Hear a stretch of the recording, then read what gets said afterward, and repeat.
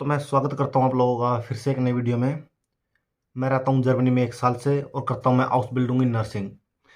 तो मैं आज आप लोगों को बताने वाला हूँ कि जो एम्बेसी के अंदर आपकी डॉक्यूमेंट है वो क्या लगने वाली हैं वीज़ा के लिए। जो चेक लिस्ट है, डॉक्यूमेंट चेक लिस्ट है जो एम्बेसी की है। तो मैंने 2022 में जब मैंने 2022 सितंबर सितंबर इनटेक के लिए अपनी फ़ाइल लगाई थी, तो मैंने बहुत मेहनत करी थी। बहुत ज़्यादा मेहनत करी थी मैंने डॉक्यूमेंट की लिस्ट निकालने के लिए, प्रॉपर कैसे इनको बनाना है, क्या करना है। जो मेरी अपॉइंटमेंट थी वो वीएफएस के अंदर नहीं थी। वीएफएस के अंदर आजकल जो फाइल लगा रहे हैं, लेकिन जो मैंने अपनी फाइल लगाई थी वो मैंने एम्बेसी के अंदर लगाई थी। मेरा वीज़ा है जो सिर्फ और सिर्फ 5 दिन में आ गया था। 19 जुलाई को मैंने अपनी फ़ाइल लगाई थी। 19 जुलाई को मेरा इंटरव्यू था एम्बेसी के अंदर, और 25 जुलाई को मेरे पास मेल आ गई थी कि आपका वीज़ा है जो अप्रूव हो चुका है। लेकिन उसके बाद कुछ ऐसा हुआ कि मेरा जो वीज़ा मेरे पास आ गया था, मैं जाने की तैयारी में थे, पूरा मैं जाने लगा था। मैं एयरपोर्ट पे गया तो मेरा जो वीज़ा है वो कैंसिल हो गया था। एयरपोर्ट से मैं वापस आया था। तो वो एक अलग से कहानी है, मैं उसके ऊपर एक अलग से वीडियो बनाऊंगा। तो मैं बताऊं, डॉक्यूमेंट चेकलिस्ट जो ये पेज आपको दिख रहा है, ये 2022 जुलाई में मैंने खुद अपने हाथों से इसको बनाया था। क्या क्या डॉक्यूमेंट चाहिए, क्या क्या नहीं। तो अभी तक मैंने इसको संभाल कर रखा है। तो मैं बताऊँ आप लोगों को। सबसे पहला चाहिए आपको जो वीज़ा फॉर्म है, वीज़ा एप्लीकेशन फॉर्म आपको भरना है। सबसे पहला यही है कि वीज़ा एप्लीकेशन फॉर्म आपको भरना है, क्योंकि अगर आप वहाँ पे कोई भी एप्लीकेशन डाल रहे हो तो एप्लीकेशन फॉर्म तो आपको भरने पड़ेगा। आपकी डिटेल है, उसके अंदर आपका नाम है, आपका एड्रेस है, प्रॉपर आपको वो फिल करना है। कोई ज़्यादा मुश्किल काम नहीं है। दूसरा, आपका जो पासपोर्ट है, पासपोर्ट जो है वो ओरिजिनल भी आपको साथ लेके जाना है और उसकी 2 कॉपी लेके जानी है आपको साथ में।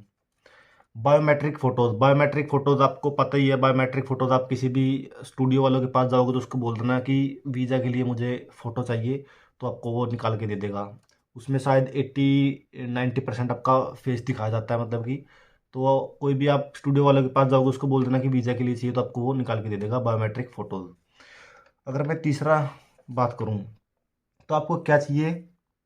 आपको चाहिए वर्क कॉन्ट्रैक्ट आपके एम्प्लॉयर से, जर्मन एम्प्लॉयर से आपका जो वर्क कॉन्ट्रैक्ट है वो आपको चाहिए।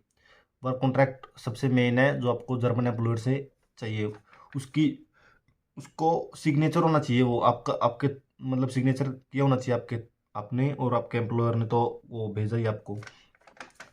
तो उसकी उसकी भी कॉपी होनी चाहिए। जो ये मैं बता रहा हूँ, जो मैं लाइन वाइज बता रहा हूँ आपको, इनके सेट की 2-2 कॉपी आपके पास होनी चाहिए। 2-2 कॉपी हर चीज़ की, ओरिजिनल भी साथ में होना चाहिए, और 2-2 कॉपी, 2 सेट बना के लेके जाने हैं आप लोगों ने, 2 सेट उसके। 10th की मार्कशीट होगी आपके पास और 12th की मार्कशीट होगी, वही 2-2 कॉपी।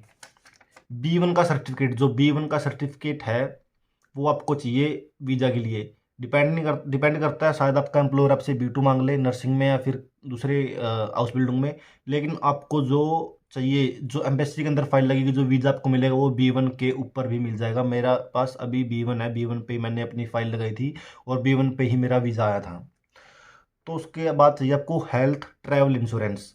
हेल्थ ट्रैवल इंश्योरेंस ज़रूरी है। साथ बीच में आपके साथ कोई भी कुछ घटना हो तो आपको एक ट्रैवल इंश्योरेंस लेना पड़ता है। अगर आपका सामान चोरी हो जाता है और आपका कुछ घटना हो जाती है, आपके साथ कुछ मिसहैपनिंग हो जाती है, तो वो हेल्थ ट्रैवल इंश्योरेंस आपका सारा का सारा पे करेगा। बहुत से ट्रैवल इंश्योरेंस हैं, इसके ऊपर भी मैं एक वीडियो बना दूंगा अगर आप बोलोगे तो।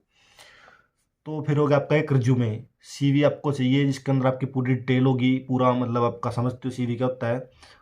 आपकी क्वालिफिकेशन, आपका बैकग्राउंड, स्टडी बैकग्राउंड प्रॉपर आपको लिखना है, एज वगैरह जो भी आपका।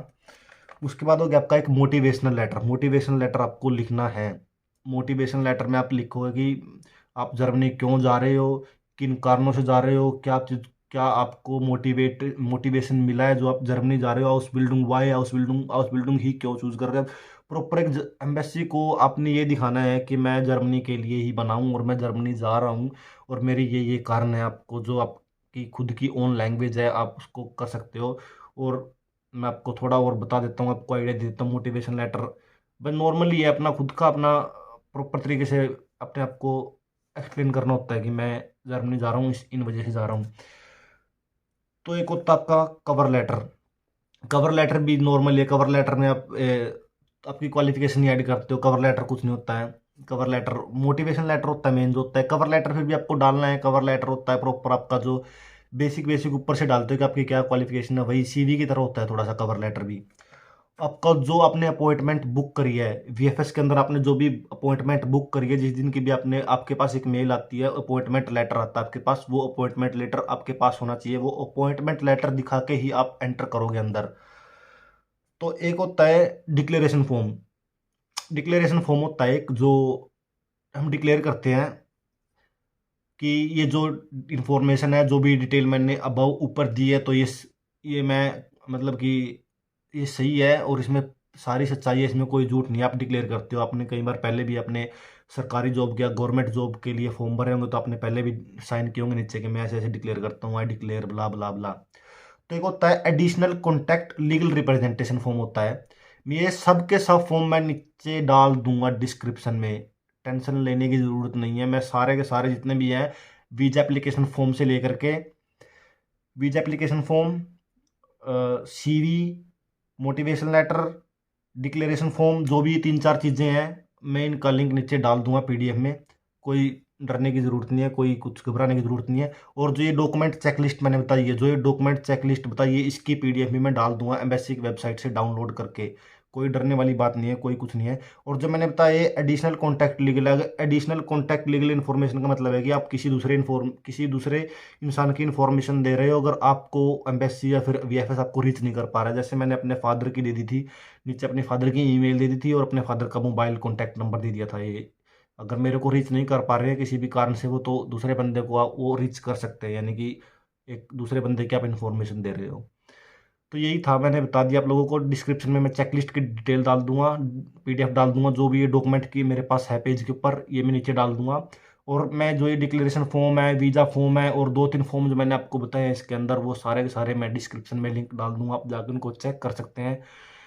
तो मैं इस वीडियो को यहीं पे एंड करता हूँ। फिर भी अगर आपकी कोई क्वेरीज है तो आप कमेंट डालिए, मैं जवाब दूंगा आपको, आंसर 100%, 101% आपको जवाब दूंगा मैं। आप मुझे इंस्टाग्राम पे मैसेज कर सकते हैं, सेम नेम से मेरी आईडी है। तो मैं मिलता हूँ कभी नई वीडियो के साथ, नए टॉपिक के साथ। आप कमेंट डालिए। तो तब तक के लिए बाय बाय।